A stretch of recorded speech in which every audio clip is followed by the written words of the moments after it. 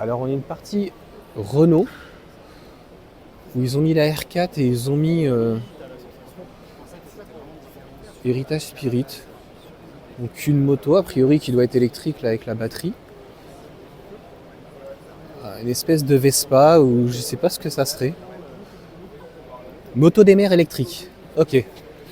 Et là on a la R4. Je pense qu'on pourra pas voir l'intérieur. Alors attends, on va voir.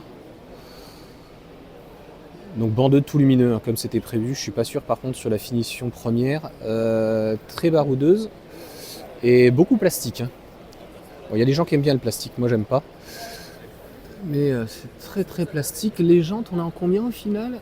On est en 18 aussi. Les rétros, bah, c'est ceux de la Mégane.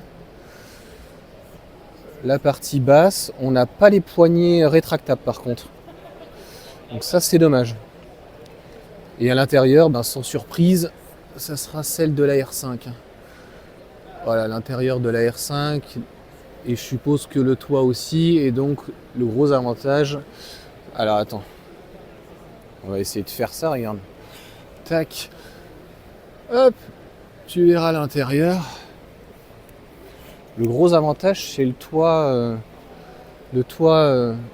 en tissu. Alors par contre, l'arrière est très très joli, ça ressemble un petit peu au Mini.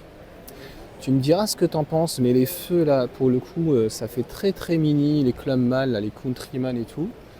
Et je sais pas s'ils vont commercialiser ce genre de choses. Alors ce qui est marrant, c'est que là, on a des jantes qui sont immenses pour cacher les batteries. Là, il n'y a pas besoin de cacher les batteries, on a des tout petits enjoliveurs. Bon, c'est super mignon. Donc pour le coup, comme il y a le V2G et normalement qu'on a le V2L, on pourrait alimenter éventuellement cette petite partie-là, quoi. Bon, je pense que ça va rester certainement en proto, je ne sais pas. Et il y a le fameux avion qu'on avait... voilà. Donc l'avion électrique. Voilà. Bon, c'est assez joli, hein. Renault a fait quelque chose de sympa. Alors c'est vraiment très mignon, hein, ce truc-là. Je ne sais pas du tout si ça va être commercialisé. Il y a une plaque normalement, il y a l'endroit pour la plaque. On retrouve donc les lumières, en tout cas les feux de la R4. C'est là a priori, je ne sais pas si on pourrait mettre ses pieds ici. C'est vraiment très sympa. C'est mignon comme tout. Regarde le devant.